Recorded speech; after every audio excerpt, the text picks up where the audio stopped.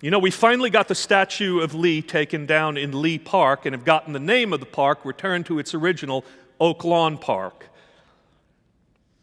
The Klan and Daughters of the Confederacy tried to revive the spirit of the South in Dallas under the guise of acknowledging history, which is really not what it was. It was a rewriting of history, a propaganda about history, don't you know?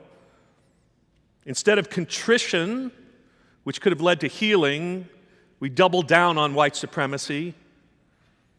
We still have massive monuments to white privilege and supremacy in Pioneer Plaza downtown, and they need to go. If we're ever to signal to the whole community that the community wants to be whole. And right now our leaders are still dithering, failing to act, but we're talking. General Lee, you know, was asked to lead the Union forces first during the Civil War. He declined. He actually had sympathy for the Union, didn't want to see its dissolution. At times, he even spoke against the evil of slavery. Did you know that? In an 1856 letter to his wife, Lee wrote that slavery as an institution is a moral and political evil in any country. But he neither released his own slaves nor fought for their freedom, even though he believed it was wrong. Why? He told his sister, Anne Lee Marshall, "I have not been able to make up my mind to raise my hand against my relatives, my children, my home." And that, even though actually many members of his family were for the Union and against secession. So when he accepted the charge to lead the Confederate forces, the Secession Convention president, John Janney, remarked to him, "We pray God most fervently that you may so conduct the operations committed to your charge that it will soon be said of you that you are first in peace.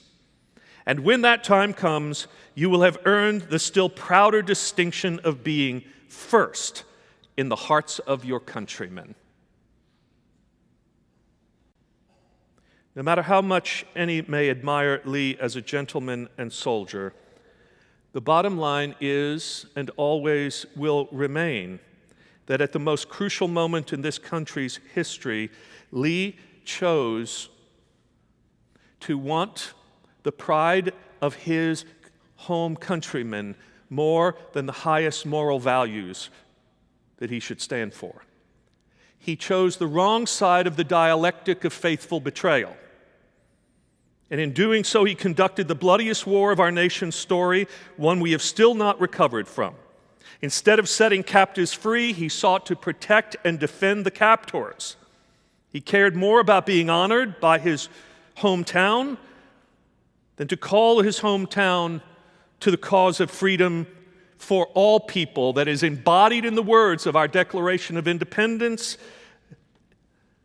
We hold these truths to be self-evident, that all men are created equal, that they are endowed by their Creator with certain unalienable rights, that among these are life, liberty, and the pursuit of happiness.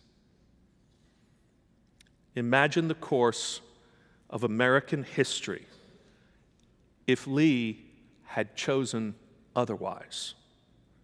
If he had been faithful to the Jubilee vision of Isaiah and Jesus, even at the personal cost of the feeling of betraying the people who are closest to him. The gospel of Jesus Christ calls us time and again to test whether we are working with God for a vision of a world that includes everyone or only those in our group. And we face this in small and large ways from time to time throughout our lives.